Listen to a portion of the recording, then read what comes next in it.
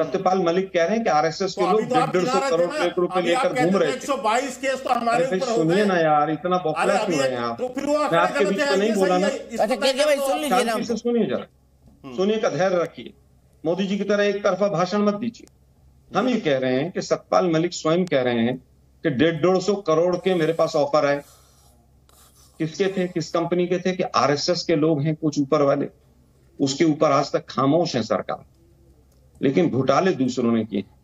मोदी साहब, अभी तो मध्य प्रदेश की वो फाइलें जो जल रही थी उनकी राख ठंडी भी नहीं हुई है। जो भ्रष्टाचार की तमाम फाइलें आपने जलाकर राख कर दी और उसके बाद आप भ्रष्टाचार पर बोल रहे हैं। 84 लाख के करीब रोजगार सेंट्रल गवर्नमेंट में खाली हैं। अब विदेश विदेश विदेश। अरुण जेटली साहब का ऑन रिकॉर्ड बयान है और जी न्यूज पर चला है कई बार। वो मेरे एक साथी ने भी चलाया है दीपक जी आपके शो में। जी बिल्कुल, विदेश कुछ नहीं होता है। क्या जी न्यूज 150 से ज्यादा देशों में नहीं देखा जाता? अब हम पूछना चाहते हैं मोदी जी, क्या 2014 से पहले जिन लोगों ने जन्म लिया था भारत में, वो लोग अपने आप को कोसते थे? उनको मतलब दुख होता था, शर्म आती थी? ये तो आपने हिंदुस्तान की धरती पर कहा होगा। तो मुझे लगता है कि बीजेपी जब एक उंगली उठाती है तो 3 उसकी तरफ उठती हैं। बात आती है कर्नाटक की। अभी एक एमएलए के घर से करोड़ों रुपए मिला था चुनाव से जस्ट पहले। अभी मुंह की खाकर आ रहे हैं लोग कर्नाटक में, लेकिन फिर भी दूसरे लोग सब भ्रष्टाचारी हैं और ये लोग पाप के धुले। अरे भाई, जिन लोगों की आपने सीडी निकाली वो लोग वॉशिंग मशीन में से धुलकर तो साफ हो गए। चाहे वो हेमंत बिश्व शर्मा हो, आप ही ने सीडी निकाली थी। आपको याद होगा वो दामाद श्री एक पुस्तक 2013 में आई थी। अभी हरियाणा सरकार ने क्लीन चिट दी कि उनका कोई घोटाला नहीं।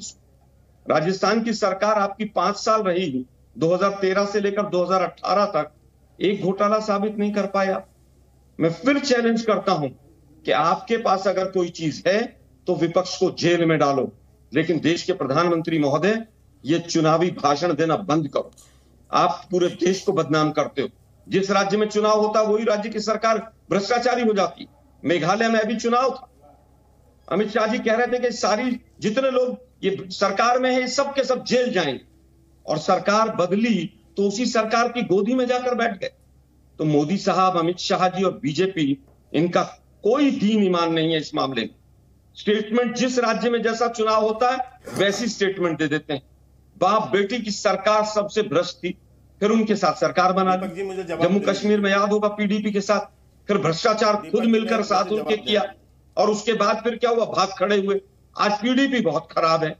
सपा के साथ, बसपा के साथ, अकाली दल के साथ, शिवसेना के साथ, सबके साथ सरकारें बनाई। अच्छा, जिससे गठबंधन टूट गया वही भ्रष्ट। मुझे लगता है कि आज जेडीयू के प्रवक्ता होते तो वो भी उत्तर देते। यही जेडीयू के मोदी साहब कसीदे पढ़ते थे। मोदी साहब कहते थे, कसीदे पढ़ते थे कि नीतीश कुमार से बढ़ के कोई नहीं। अब नीतीश कुमार से बढ़ के कोई भ्रष्टाचारी नहीं हो सकता। अरे भाई, कोई आपको अच्छा ठीक है, मालूम जी, एक सवाल मुझे पूछना है, मैं बाद में पूछूंगा। के.के. शर्मा जी जवाब दे ले पहले।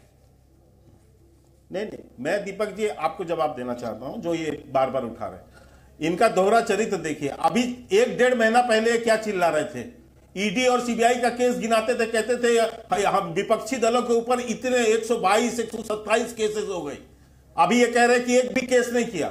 मैं आपको कहता हूं, सरकार केस नहीं करती है दीपक जी, जांच एजेंसियां करती हैं। 5000 से ज्यादा केसेस जो है दर्ज किए गए हैं। ये चिदंबरम साहब किसके कहने पर जेल पर थे? ईडी की कार्रवाई पे थे ना चिदंबरम साहब। आपके सत्येंद्र जैन से लेके और आपका ये डीके शिव कुमार किसके कार्यकाल में जेल गए हैं ये लोग? अरे बताइए ना, भ्रष्टाचार के मामले में जेल गए ना। अभी आप गिना रहे थे चिदंबरम साहब वाला केस कौन से ईयर का है? 2012 का। 2012 में बात गए इसी के उसमें। और मैं पूछ रहा हूँ, गए तो हमारे समय आ गया। अरे गए तो हमारे समय में, आप तो बचा के निकले थे। आपकी सरकार ने आप तो बचा के निकल गए थे उनको। बताइए, सत्येंद्र जैन का केस हो, आप बताइए ना, सिसोदिया का केस देख लीजिए।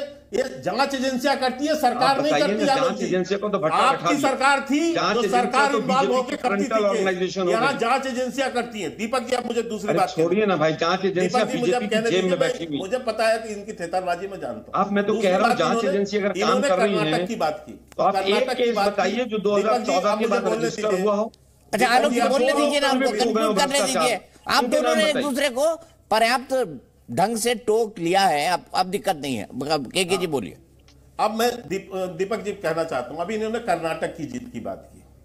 मैं आपको बताता हूं 2022 और 23 में 11 राज्यों में चुनाव हुए हैं। 11 राज्यों में 8 राज्यों में भारतीय जनता पार्टी चुनाव जीती, 2 राज्यों में कांग्रेस, जिसमें एक कर्नाटक और एक हिमाचल, और एक राज्य में आप पार्टी। ठीक है, आप कर्नाटक में चुनाव जीते हैं, हमारा वोट बैंक इंटैक्ट है। मुसलमानों ने आपको जिस तरह से आपने तुष्टीकरण की पीएफआई का, और जिस ढंग से मुसलमानों को आरक्षण का लालच दिया, मुसलमानों ने आपको एक मुश्त होकर वोट किया वहां पर, इसलिए आज हमारा वोट बैंक वहां स्थिर है। आप जेडीएस का वोट बैंक आप लेकर वहां निकले। ये मुसलमानों के ध्रुवीकरण की जीत है, जिसका जवाब ये देश भी अब आपको देने को तैयार खड़ा है। कितना ध्रुवीकरण करोगे आप, कितना मुसलमानों का तुष्टीकरण करोगे? अब इसके बाद मैं कहता हूं, आपने मुझे मुफ्ती की सही उनकी बात की, ये जो कश्मीर की जो पार्टियां हैं, क्या ये आपके साथ नहीं रही हैं? यही जो है मुफ्ती सईद आपके साथ नहीं रहे, तब वो जो देशद्रोही नहीं थे। सरकार बना ली, तो इसलिए मैं आपको कहना चाहता हूं, कभी आप चिंता 15 दिन पहले वो भ्रष्टाचारी थे, अभी आपको और 15 दिन के बाद ये कैसे हुआ, हम ये पूछना चाह रहे हैं 2 साल के अंदर हमारे से।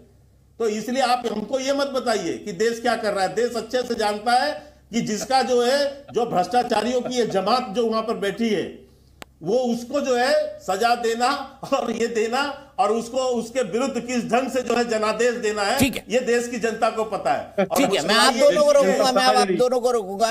Red card versus safeguard, इसके अलावा भी एक मुद्दा है, और बड़ा मुद्दा है कि जीतन राम मांझी जी के सुपुत्र संतोष सुमन मांझी जी ने आज नीतीश सरकार से इस्तीफा दे दिया है। धीरेन्द्र जी इसी खबर के लिए वेट कर रहा था। संतोष मांझी जी हमारे साथ जुड़ गए हैं। संतोष मांझी जी, किन कारणों के चलते आपने इस्तीफा दिया, पहले ये बताइए। जी धन्यवाद आपको। और सबसे प्रथम मैं बोलना चाहता हूं कि हम लोग पास एक प्रस्ताव आया था, प्रस्ताव था कि हम पार्टी का विलय कर दें, और ये प्रस्ताव हम लोग को स्वीकार नहीं हुआ। इस कारण से हम सब सोचे कि हम लोग को अलग हो जाना चाहिए। तो ये विलय कर दे किसने कहा था? नीतीश जी ने कहा था, या उनके कोई संदेशा लेकर आया उसने कहा था आपको? देखिए, बहुत दिनों से बातें चल रही थी और हर स्तर पर बातें हुई थी, और पार्टी की तरफ से ऐसा प्रस्ताव आया था, और हम लोग को ये प्रस्ताव, हम पार्टी में हर स्तर पर हम लोग भी मीटिंग किए, सभी लोगों से बात किए, माननीय विधायकों से भी बात किए। सबका एक ही निर्णय था कि हम महागठबंधन में बने रहना चाहते हैं। नीतीश जी में सबको आस्था था, हम लोग को भी आस्था है, और शुरू से हम लोग उनके साथ रह के काम किए हैं। लेकिन पार्टी विलय के शर्त पर हम लोग तैयार नहीं हुए, इसलिए हम लोग स्वेच्छा से अलग हो गए कि भाई हम लोग को अलग हो जाना चाहिए और संघर्ष का रास्ता अपनाना चाहिए। जी न्यूज़।